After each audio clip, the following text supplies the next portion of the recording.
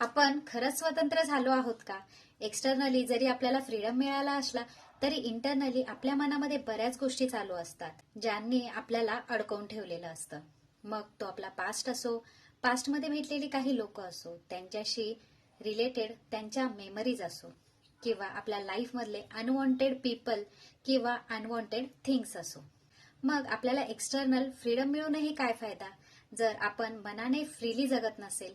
मनाने तर आपण कैदेतच आहे ना. खरं स्वातंत्र्य तर ते आहे की ज्या गोष्टींचा, ज्या आठवणींचा आपल्याला त्रास होतोय ना, त्यांना मनातून काढून टाकणं, त्यांना टाटा बाय बाय करणं. जर एखादी गोष्ट आपल्याला वीक बनवत असेल तर मग ती मनात ठेवून तरी काय फायदा आहे बरं. आणि आपला पास्ट आणि आपला फ्युचर याच्यावर आपला कंट्रोल नसतो. आपला कंट्रोल असतो तो फक्त आपल्या प्रेझेंटवर. आपण फक्त आपल्या प्रेझेंटवरच वर्क करू शकतो. सो लक्षात ठेवायचंच असेल ना तर देशाचा इतिहास ठेवा. आपल्याला त्रास देणारा आपला इतिहास नाही.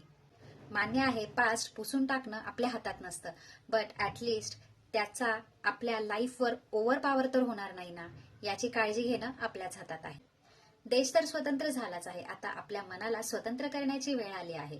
जुने ओझे सोडा, नव्या स्वप्नांना हात द्या आणि खऱ्या अर्थाने फ्रीली लाईफ जगायला शिका. भूतकाळ बदलता येत नाही, पण त्याच्या साखळ्या तोडणं हे आपल्याच हातात असतं.